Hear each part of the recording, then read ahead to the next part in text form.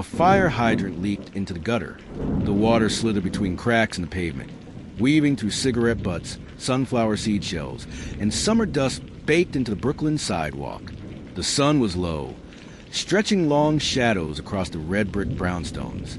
It was quiet, unusually quiet for this block of Bed-Stuy, except for the rhythmic sound of a rolling suitcase. Andre Malcolm moved with purpose, but without hurry. Tan overcoat, clean-lined suit, crisp white shirt under a muted tie. He carried a leather duffel over one shoulder and rolled a carry-on behind him. In his other hand, a paper coffee cup from a neighborhood cafe, worn soft from steam. He stopped at the corner of McDonough and Malcolm X Boulevard, pausing in front of a freshly painted brownstone, the kind that used to sag under generations of family, but now shone with renovation money and rooftop Wi-Fi. A new NO loitering sign was zip-tied to the front gate. That hadn't been there before. Andre nodded once. The driver stepped out, opening the back door. The woman on the stoop stared. "What's going on?" Andre answered without looking at her. "Just a site visit." "A site for what?" He turned to her, polite again. "A portfolio inspection." He stepped into the SUV. The door shut with a soft click. Inside, the driver handed him a sleek black tablet. Andre glanced at the screen. "Your LLC currently holds 9 properties on this block," the driver said. "Title on 2 more closes this Friday." Andre tapped the screen. "And this house, 2 months into escrow, closing under your umbrella firm. Grandmother's Hands, LLC." Andre watched the woman on the stoop disappear in the rearview mirror. She wasn't yelling now, just standing frozen. "Yes, sir. Let me know when zoning confirms a hearing date," Andre said. Elsewhere, across town in a dull office under fluorescent light, a city official flipped through a thick folder of property documents. He paused at a scan deed. It was old, handwritten, faded in places, but still legible. Clara Malcolm, 1962. He picked up the phone. "We've got a situation," he said. "That Bed-Stuy rezoning we thought was clear? It's not just a development play. It's a legacy claim." Later, as the sun bled into the horizon, the Lincoln SUV moved slowly down Malcolm X Boulevard.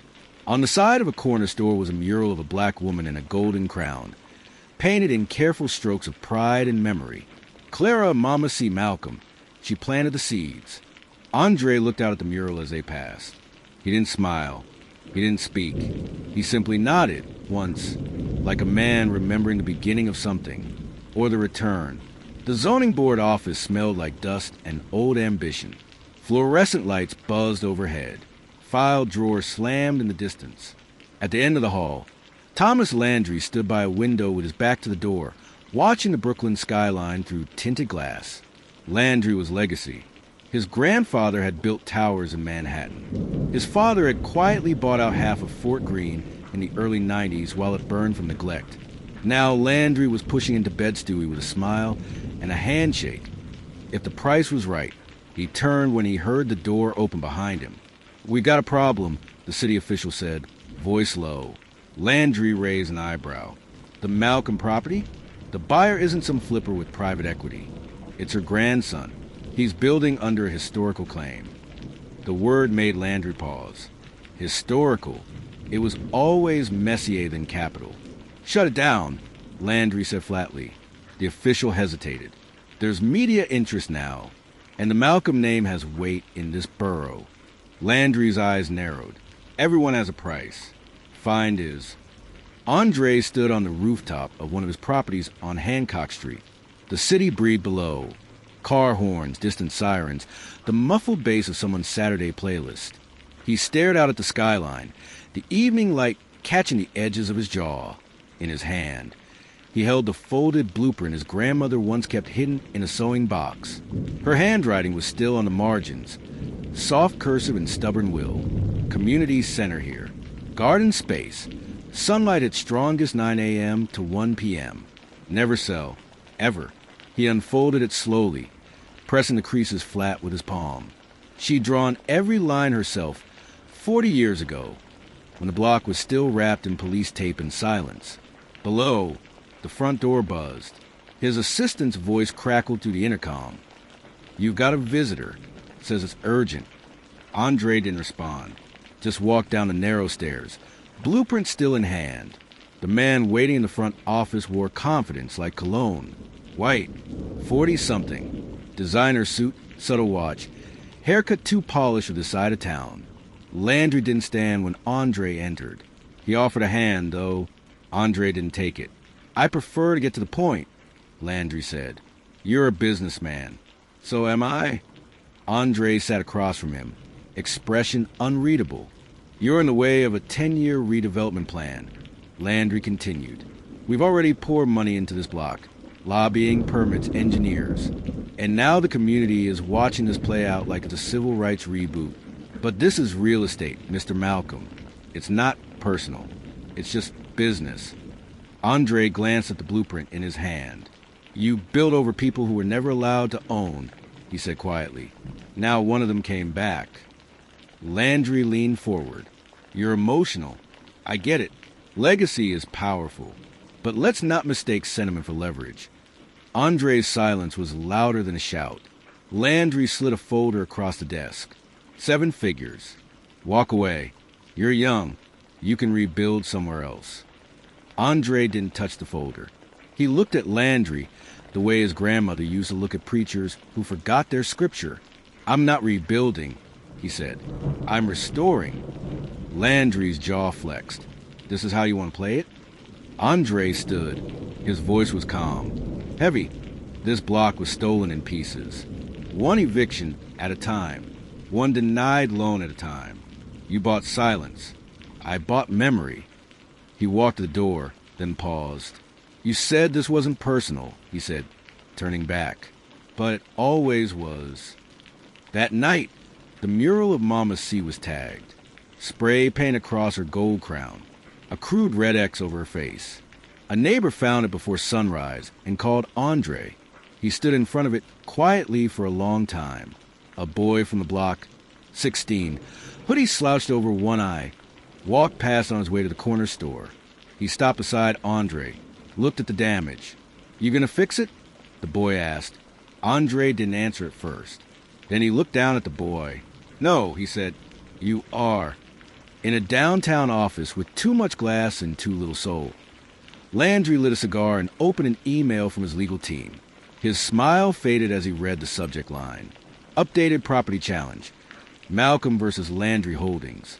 Attached, a scanned copy of a notarized letter from 1982, signed by Clara Malcolm. "Should the city ever attempt to take my home through force or fraud, I pass claim and rights to Andre Malcolm, blood of my blood, who will finish what I started." Landry stared at the screen, then reached for the phone. "Get me someone who knows how to dig," he said. "Deep." Andre sat alone on the rooftop again that night. A city spread out below him, wounded and growing. The blueprint sat on the table beside a glass of water. He looked up at the stars, his grandmother's voice echoing softly in memory. "They can't take what you protect." Below, the boy from earlier stood in front of the mural with a sponge and a can of gold paint. Quiet, focused. The camera would have pulled back slowly, past rooftops, over the borough, into the breath of a city that never forgets. Something was rising, and something was coming for him. The air inside city archives was dry and stubborn. Dust clung to the corners like old secrets. Fluorescent lights buzzed faintly overhead as a city clerk wheeled a box of paper records to a desk. Andre Malcolm stood there, sleeves rolled just past his forearms, hands folded in patience. He didn't wear a suit today, just a dark knit sweater, jeans, and the quiet confidence of someone who understood the weight of time. The clerk popped open the lid of the box. Property ledgers, tax files, land disputes, and neighborhood boundary maps from the 50s through the early 80s. "This is everything your grandmother ever filed with the city," she said. "Thank you," Andre replied, his voice low. As she walked away, Andre sat slowly and pulled the first folder toward him.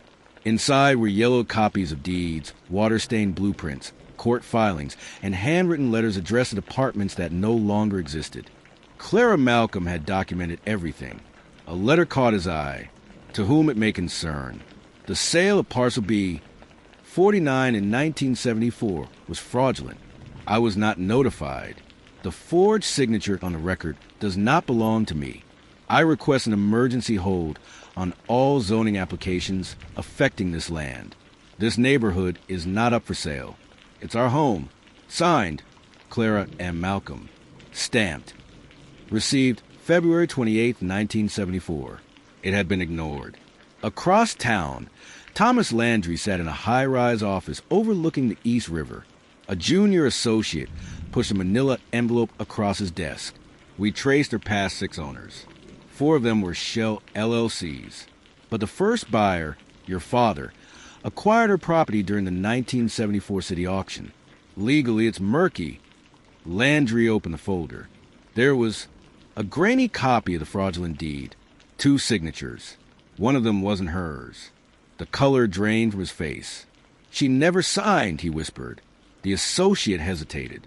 If this goes public, it could trigger restitution claims. It's generational theft, sir. Landry stood and looked out the window. She's gone. No one can prove it now. But her grandson can. That night, Andre returned the mural. The boy had finished cleaning it. Now gold paint gleamed again under a street lamp, as if the crown on Mama C's head had been reforged. Andre crouched beside the boy. You paint this? Yeah, the boy said. It was my cousin who tagged it. He didn't know what it meant. Andre nodded. He does now. The boy looked up. He will. Andre stood slowly and handed him something. A folded printout from the archive. You're a part of this now, he said. The next morning, Andre walked into City Hall, wearing his grandmother's old pin on his lapel. It was small, bronze, shaped like a sunburst. She used to wear it to block meetings when no one let her speak. Landry was already seated at the zoning board hearing, flanked by lawyers in black suits and sharp ties. Andre entered quietly, alone, and took a seat at the opposite table. The chair of the board shuffled papers. We're here to review Mr. Malcolm's injunction against the proposed redevelopment of Blocks B 47 through B 52 under the claim of historic lineage and fraudulent title transfer. Andre stood. He laid the 1974 letter gently on the table. My grandmother wrote this, he said. It was ignored. I'm here to make sure it isn't again. Landry's lawyer objected. Your Honor, this is a decades-old letter without legal basis. Andre didn't raise his voice. But it's a truth, he said, and truth tends to outlive paperwork. The board fell silent. Landry leaned in, barely audible. You're making a mistake. Andre didn't look at him. I'm making history. Outside the courtroom, reporters circled. Community leaders waited near the steps. People were paying attention now. Andre walked out slowly, the pin on his chest catching a sliver of light. One of the reporters called after him. Mr. Malcolm, is it true you're planning to turn the block into a cultural district? Andre paused at the bottom step. It was always a cultural district, he said. I'm just taking the signs down. That night, a small envelope was slid under Andre's apartment door. No return address. Inside, a single black and white photo. His grandmother, younger, standing in front of the same mural space. But long before it was painted, she stood beside a man in a fedora. He looked just like Andre. On the back of the photo, in unfamiliar handwriting, were the words, "They lied to both of us." Andre stared at the photo in silence, heart slow, mind racing. He sat on the edge of his bed as if the floor might move beneath him. Who was the man? Why did this photo exist? And who sent it? Something in the silence told him this wasn't the end. It was just the beginning. The photo lay face up on Andre's kitchen table, like a wound reopened. The edges were frayed. The ink had faded just enough to blur, but not erase what needed to be seen. Clara, Mama C, Malcolm stood in the frame, her hand resting lightly on the shoulder of a man who looked just like Andre. Too much like him. It wasn't his father. Andre stared at the man's jawline, the broadness of the shoulders, the same hard-set brow that Andre saw in the mirror every morning. His hands gripped the edges of the table as his grandmother's legacy twisted beneath the surface. On the back of the photo, the words still glared. They lied to both of us. He picked up the envelope again. Still no return address. No fingerprints. No name. Someone wanted him to see this, but not understand it. Not yet. By morning, Andre was downtown again. This time, not in City Hall, but 3 blocks away at the Brooklyn Genealogy Library, a narrow brick building sandwiched between a pawn shop and a closed-down soul food diner. The inside smelled like paper and lemon cleaner. The librarian, a woman in her 70s with silver braids and half-moon glasses, recognized the name immediately. Clara Malcolm, she said. She organized the sanitation strikes in '79. Came in here every Saturday. Always left with a stack of city records. Andre nodded. I think she left behind more than paperwork. The woman smiled. Don't they always? 2 hours later, Andre sat at a table with a folder labeled Malcolm, Clara, personal notes / photo collection / correspondence. Inside were dozens of letters, many addressed to city departments, some to friends, and a few never sent at all.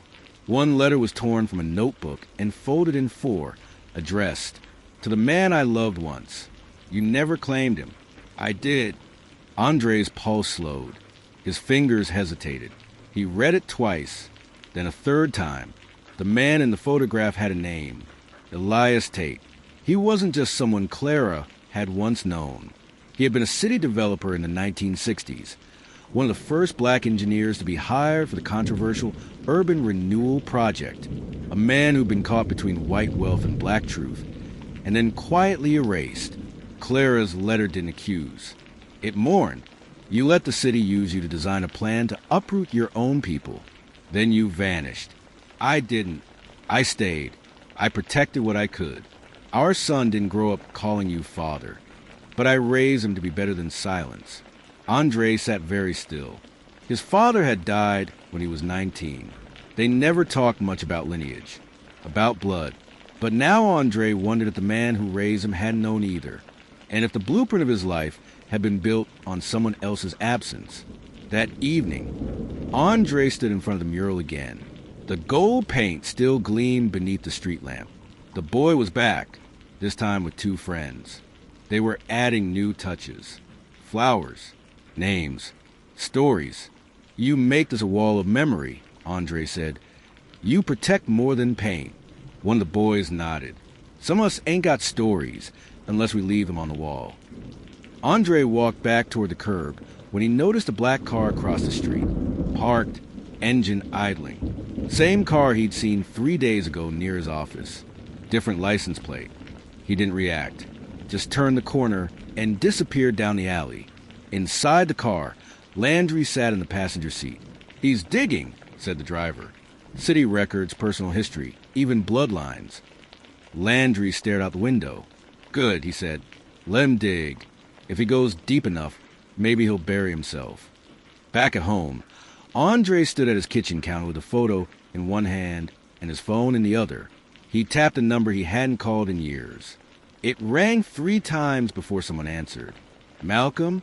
The voice was older, tired, southern accent, sharp despite age. This is Andre, Clara's grandson. A long silence followed. Then, I thought someone might find me eventually. I found a photo, Andre said. I think you're the man in it. Another pause. If it's the one I think it is, I want to talk. The voice lowered. Then you'd better come in person. Because what you're carrying isn't just land, son. It's unfinished truth. Andre's heart beat steady. Slow. Where are you? Alabama. Text me the address. The call ended. Andre stared at the phone. Outside, thunder rumbled faintly in the distance. In a quiet apartment uptown, Landry opened an email from a private investigator. Subject line, Tate bloodline confirmed. Landry leaned back. If he proves lineage, we lose the block. His assistant hesitated. What do you want to do? Landry closed the laptop gently. We make sure he never makes it to Alabama. Andre packed light. Just one bag. The same leather duffel that had followed him through boardrooms, funerals, and block meetings. In it, 2 changes of clothes, a notebook, a copy of the original 1974 letter, and a photograph. He left the blueprint on his kitchen table. Open. Waiting. Outside, a soft rain began to fall, misting the Brooklyn street like a whisper. The city breathed low around him. Cars swishing through puddles, someone's music thumping from a second-floor window, the muted call of a street vendor wrapping up for the night. His phone buzzed. Text message from unknown. You don't know what you're walking into. Turn around. No punctuation. No threat. Just warning. Andre stared at it for a long second, then locked the screen and slid the phone into his jacket. He had a train to catch. In Amtrak station night, the platform was nearly empty. The lights overhead flickered like they were tired of pretending.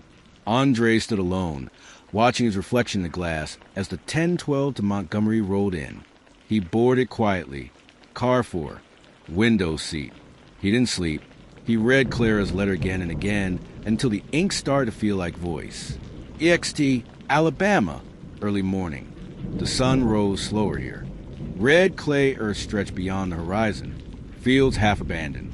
Ghosts of billboards from campaigns long since lost. Andre stepped out of a cab in front of a small, single-story house with flaking white paint and a porch swing that creaked in the breeze. The mailbox read, E-Tate. The man who opened the door was old, but still solid, brown skin creased with time, a limp in the left leg, a face built of regret and stone. Elias Tate. He didn't smile.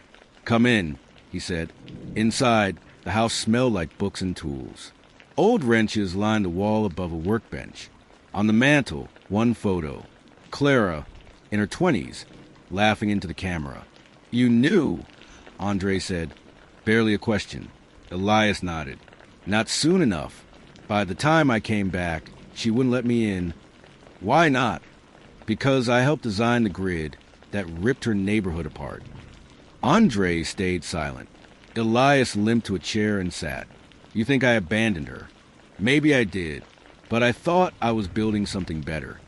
You built a blueprint for someone else's profit. I know that now. Andre pulled out the photograph and laid it on the table. She said you never claimed him. I didn't know he was mine until it was too late. And me? Elias looked up. I saw you once. At your mother's funeral. You were 7. I couldn't speak. I didn't think I had the right. Andre's throat tightened, but his face didn't change. I'm not here for apologies, he said. Then why are you here? To finish what she started. Elias studied him carefully, then reached for something tucked in a warm manila envelope beside his chair. He handed it to Andre. A deed, and signed. Title, Parcel B 49, Conditional Transfer. Beneficiary, Clara Malcolm or her direct descendants. Condition, if fraud is proven in prior sale, ownership returns to lineage in full. It had never been filed. She made me draft it. Elias said she just never filed it. Said it wasn't time yet. Andre stared at it like it was burning. Now it is, he said. In City Hall, Zoning Board office, 2 days later. Landry read the scanned copy on his laptop, his face cold. His assistant stood nearby, nervous. If he files this and attaches it to the legacy letter. We're done, Landry said. We'll lose the block. The foundation will pull funding. The board will cave to public pressure. He closed the laptop slowly. Prepare the suppression suit. You want to silence him? No, Landry said. I want to bury him in court until he forgets why he started. That evening, Andre returned to Brooklyn. The mural of Mama C had new flowers at the base. Someone had left a note beneath them. Thank you for not forgetting. Andre stood there long after the street had emptied, the sound of traffic distant. Then he turned and walked down the block. Halfway home, he passed a woman sitting on the steps of a brownstone, rocking a baby gently against her shoulder. She looked up at him as he passed. You Clara's boy? He paused. I am. She smiled. She used to say one day you'd come back to collect what belonged to her. He nodded once, then kept walking. Later that night, his phone buzzed again. Unknown number. One line. No name. You've awakened something older than property. Andre stared at it. He didn't reply. He just walked to the table. unrolled the blueprint, and laid the new deed beside it. Then he picked up his pen, and for the first time in months, he began to write. The plan wasn't just land anymore. It was history with a backbone, and someone, somewhere, was preparing to break it. The summons came on a Monday. A plain envelope slid beneath Andre's office door. No courier, no knock. Just silence. When he opened it, the contents were sharp and surgical. Notice of civil injunction. Filed by Landry Urban Futures. Allegation. Intentional defamation. Fraudulent interference with development contracts and public slander. Andre read it slowly. Twice. Buried in the language was the intention: stall him, drain him, fracture his support before the public heard the full truth. His lawyer confirmed it an hour later on speakerphone. They're not trying to win. They're trying to exhaust you. Andre leaned back in his chair. They can't outlast me. They don't have to, his lawyer replied. They just have to make people stop believing you. That night, protest signs began to appear on fences and community boards. Some supported Andre. Others accused him of holding the neighborhood hostage. Someone had started a whisper campaign. Why should one man decide what happens to the whole block? Isn't this just a land grab by another name? He doesn't even have kids here. The silence turned sharp. Andre sat on the stoop of his building, watching as people passed without speaking. The warmth from the earlier mural gatherings had cooled. Suspicion had returned to the air like humidity. He felt it, and then quietly, he received an unmarked package on his doorstep. No label, no message. Inside, a single cassette tape. On the back, handwritten in faded pen, Mama C /confidential 1983. Andre stared at it like it had teeth. He didn't own a cassette player. The next morning, he met with Ms. Eubanks, the silver-haired librarian who'd first helped him trace Clara's records. When she saw the tape, her eyes widened. "Oh, Lord," she whispered. "That's real old church basement archive stuff. There's only one deck I know of that'll still play it." She led him down into the archives, through a basement door, into a back room where time stood still, VHS players, film reels, old city footage, boxes labeled Civil Rights Council. "Do not destroy." She inserted the tape. Static hissed. Then a voice filled the room. Familiar. Soft. "Clara's. This is Clara Malcolm. If you're hearing this, then I didn't live to say it out loud. And maybe that's my sin. But silence was a kind of survival, too. The city wants our land, but it already took our names. Mine. And yours." Andre leaned forward, breath tight. They erased the part of me they couldn't control. In '62, I helped organize a tenant strike that never made the papers. They arrested me, beat me, said if I didn't cooperate, they'd make sure I disappeared. And they did. On paper, I vanished. They claimed I left town, sold my home. That's how they stole it. Andre's heart thudded in his chest. "So, if my grandson hears this, I need you to know what you're doing. It's not just about me, or the block. It's about memory. If they kill the record, they kill the people. But if you remember us, we don't die." The tape clicked. Andre sat in silence. His grandmother had never said these words to him aloud, but she'd always taught him to keep the paper trail alive. Now he knew why. Landry received a copy of the tape an hour later. Anonymous email. Subject: "Before you bury him, listen to the woman you tried to erase." He played it once, then deleted it, but the weight stayed. He called his PR strategist. "We have to flip the narrative. Now." "How?" "Go after her," Landry said. "Find something in her past that turns her into a villain. The kind that makes her grandson look like a fraud." The next morning, Andre woke to his phone vibrating nonstop. Headlines: Historic icon Clara Malcolm allegedly tied to radical uprising in 1970s. New documents suggest Malcolm had ties to underground militant groups, raising questions about her legacy and her grandson's current land campaign. Photos: red circles. Grainy images of Clara at a protest. A blurred figure in the background holding a Molotov. Andre read it all. Every lie, every half-truth. Then he closed his laptop and stood by the window, hands behind his back. They weren't trying to disprove his grandmother. They were trying to scare the public into forgetting her. But Andre had already listened to her voice. And now, he had a voice of his own. That night, the mural of Mama C was lit by candles. Someone had taped a printout of the article beside it. Someone else had written across it in Sharpie, "Revolution is not a crime." Andre stood behind the crowd. Dozens had gathered. Neighbors, elders, teenagers with paint under their nails. The boy from before turned to Andre.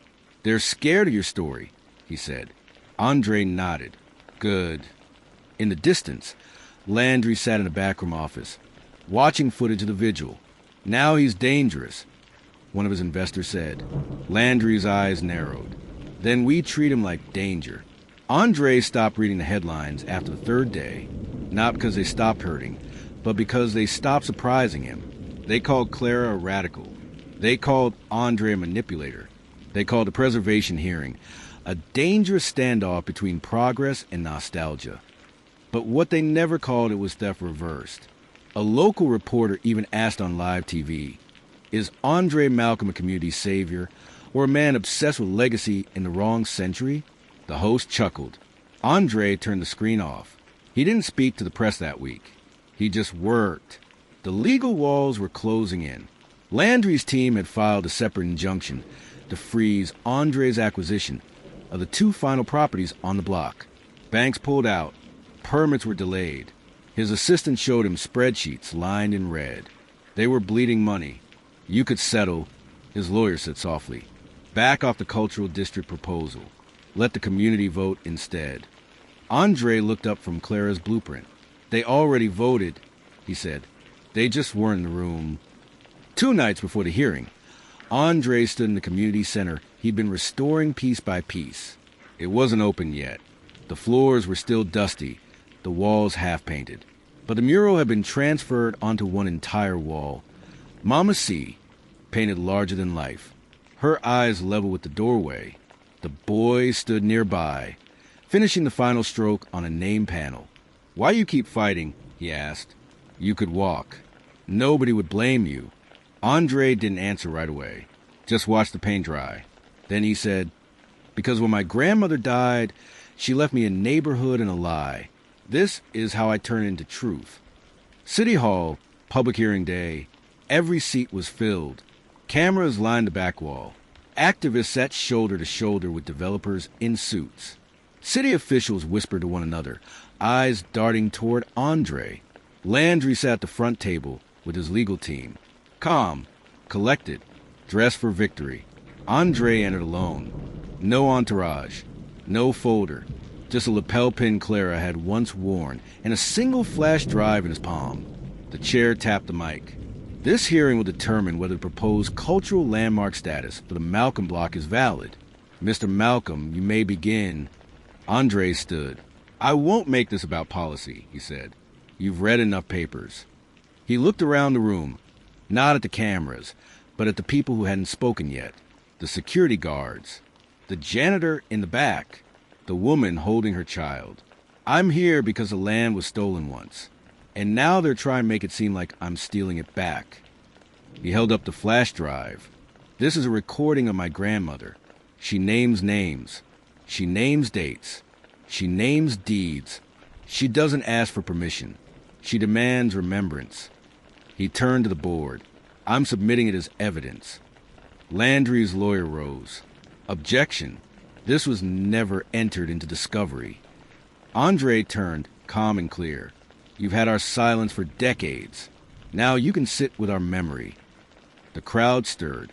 The chair allowed the flash drive to be played. Clara's voice filled the room. The same voice Andre had sat with in a library basement, trembling. "They erased us in the daylight. This isn't about saving buildings. It's about saving the bones beneath them." Landry's face shifted. For the first time, something broke. Not fear, guilt. After the hearing, Andre stepped outside into a sea of microphones. But the first person to approach him wasn't a reporter. It was a woman in her 70s, hair wrapped in a silk scarf, cane in one hand. "You don't know me," she said, But I knew your grandmother. Andre looked her in the eye. She made sure this block had light even when the street lamps didn't work. She taught my kids to read when the schools gave up. She held out her hand. Andre shook it. You remind me of her, she said. But you're also something she never got to be. What's that? Unstoppable. Inside Landry's office, 3 investors sat in silence. You didn't tell us there was a recorded testimony, one said. Landry didn't answer. You said this was handled, controlled, quiet. Still nothing. Then the final investor stood. You're no longer the future of this block. You're the past pretending it still owns something. They left without another word. That night, Andre returned to the community center. He walked the length of the mural wall, eyes tracing every name. When he reached the panel marked Founders, he pulled out a Sharpie, and under Clara's name, he wrote a new one, Elias Tate. He stared at it for a long moment, then stepped back. Something was ending. Something else was almost ready. But just as he locked the door and turned to leave, a man stepped out of the shadows across the street. Not Landry, not a reporter, someone else. He didn't speak, just raised his phone and played a voice memo. Andre couldn't hear it, but he could see the waveform and his own name in the file title. When Andre stepped out of the community center that night, he didn't expect anyone to be waiting for him, especially not him. A man stood across the street beneath the flickering street lamp, face half lit. He wore a windbreaker zipped to the neck, a low over his eyes. But what caught Andre's attention wasn't his silence. It was a phone in his hand, and what it was playing, a voice memo. Andre's name pulsed across the glowing screen. He couldn't hear it, but the man tilted the phone upward, just enough for Andre to make out his own voice. If this gets out, it's not just my legacy. It's a threat to them. Andre froze. His body reacted before his brain could make sense of it. That recording wasn't public. He hadn't said those words in any courtroom, any interview, but he had said them once to Elias Tate in a private conversation 2 nights ago. The man across the street smiled, then turned and disappeared. Within an hour, a digital leak hit social media. Local activists caught on tape admitting he's a threat. Hashtag fraudulent founder, hashtag Malcolm manipulation. Clara's grandson isn't saving the block. He's planning something darker. The audio had been edited, cut mid-sentence, twisted to sound like confession. Within minutes, right-wing influencers and housing developers were reposting it. A clip of Andre's face over grainy security footage played on repeat. This isn't about legacy anymore. It's about control. Andre's inbox filled with threats. The mural of Mama C was vandalized again, this time with red spray paint over her eyes. And someone mailed him a burnt copy of Clara's original blueprint. No return address. No fingerprints. Just one word across the chart edge. Liar. Andre met with his lawyer the next morning. They're going nuclear, she said, sliding a file across the table. And the problem is, it's working. You got a public trust issue now. Even some of the local council members are pulling back. Andre didn't blink. How'd they get the recording? We don't know, but you're being watched, maybe recorded, maybe tracked. Andre stood, jaw clenched. I'm done reacting, he said. It's time we make a move of our own. That same day, Andre paid another visit to Elias Tate in Alabama. He didn't call first. He just showed up. Elias opened the door, face tense, eyes already full of guilt. Andre didn't raise his voice. You told me that conversation was just between us. It was, Elias said quickly. I swear, I've barely left this house. Someone got it. Someone cut it. And now they're using it to bury everything we built. Elias looked down at the floor. Andre stepped closer. What aren't you telling me? Elias sighed. There was one other person in the house that night. My caretaker. Young guy. Quiet. Tech savvy. Thought he was just helping me skin old papers. I think he was listening. What's his name? Elias paused, then said it. Jeremiah Landry. Jeremiah, not Thomas. His son. Andre's mind snapped into focus. It made sense now. The tale on the street The edited clip, The Man in the Shadows. Landry hadn't just been playing politics. He'd sent his own son to infiltrate Andre's legacy. Back in Brooklyn, Andre filed a cease and desist on the clip, then called for a live town hall. No press, no campaign, just a community, a mic, and the truth. He stood beneath the mural, still scarred with red, and hit play on Claire's original recording for everyone to hear. Uncut, unfiltered. She told him about being erased, about being beaten, about holding on to property deeds like they were scripture. Then Andre took the mic. He didn't speak in slogans. He didn't plead. He said this: I don't need to be the voice of this block. I just need to make sure the block never lost its voice. The next morning, something broke. The original unedited file of the manipulated audio was leaked by an anonymous account. A full transcript included timestamps, file metadata, and, most damning of all, a watermark from Landry Urban Future's internal server. Landry denied everything, but 2 former employees came forward with sworn statements. And by noon, a federal investigation into legacy land tampering and digital misinformation was opened. That evening, Jeremiah Landry deleted every social account he had. Thomas Landry issued a statement. My son acted without my knowledge. No one believed him. But here's the twist no one saw coming. 2 days later, a DNA test from a genealogy site surfaced online. It confirmed a link between Clara Malcolm and Elias Tate, but also a second match.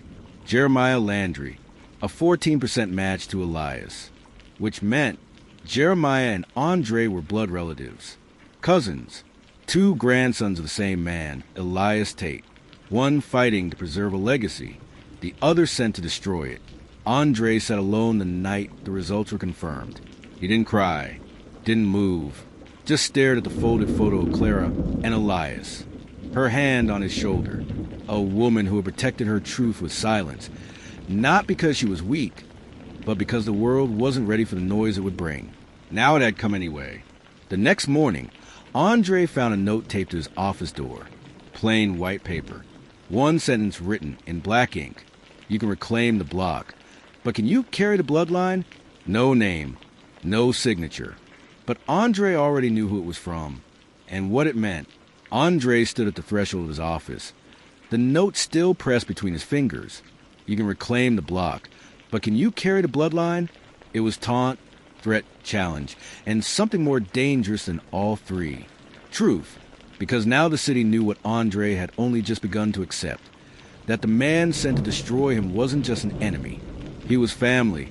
That morning, Andre walked into Brooklyn Civil Court under gray skies. The streets buzzed with press vans and activists. Half the crowd wore T-shirts with Mama C's face. The other half wore suits and waited to discredit her. Inside, the final ruling on the zoning injunction would be read. If the judge sided with Landry, Andre would lose development rights and his restoration plan, cultural district education centers, rent stabilization for legacy families, would die.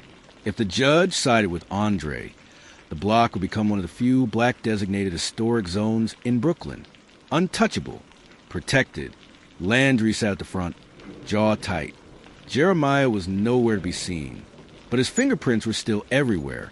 Online forums, whispered rumors, last-minute petitions to block funding. And that note still burned into Andre's chest. The judge entered. This court has reviewed the legacy deed, testimony, the verified recording of Clara Malcolm, and the recent forensic analysis of the edited audio clip. A pause. We find that Mr. Malcolm's claim is valid, and that the opposing party acted with malicious intent to obstruct legacy-based property defense. A wave moved through the courtroom. Andre didn't blink, but something in his shoulders loosened, like he'd been holding his breath for decades. The zoning motion is denied, the judge said. The Malcolm Preservation Plan will proceed with the full support of the city of New York. Landry leaned back, face blank, finished. Outside, the crowd erupted. But Andre didn't join the cameras or the chants. He walked 3 blocks to the mural.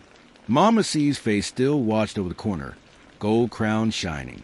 A candle had already been lit beneath her image. A note taped beside it read, They can't erase what was written in love. He stood alone until someone joined him. Jeremiah. No hood, no smirk, just his face. Andre turned slowly. "Did you write the note?" he asked. Jeremiah nodded. "I didn't know about the DNA until after I leaked the tape. I thought I was just exposing another power grab." Andre said nothing. "I didn't come here for forgiveness," Jeremiah added. "I came to ask what comes next." Andre looked away, then back. "You tried to burn the story, but the fire didn't go the way you planned." Jeremiah's voice was low. "Do you believe we can fix any of this?" Andre reached into his pocket, pulled out the final copy of Clara's blueprint, unburnt, unstained. He held it out. "You want to help?" he said. "Start here." Jeremiah took it, and for the first time, he looked unsure. Human, not an enemy, just a man raised on silence. 1 year later, the Clara Malcolm Cultural District opened with a parade, a jazz band, and the unveiling of a restored 1950s community theater bearing her name. Andre stood beside city officials and longtime residents, but he let the kids speak first, the ones who helped paint the wall, the ones who wrote her name in chalk before they ever knew what a deed was. The new mural stretched the length of 2 buildings, Clara at the center, Elias in the background, and at the far right edge, barely visible until you stepped closer, 2 boys on opposite rooftops, one holding a brick, the other holding a pen. Final note found in Mama C's Bible, revealed after opening day. "My bones are not the only things buried here. If you love this place, dig carefully, because you will find me in more than the ground."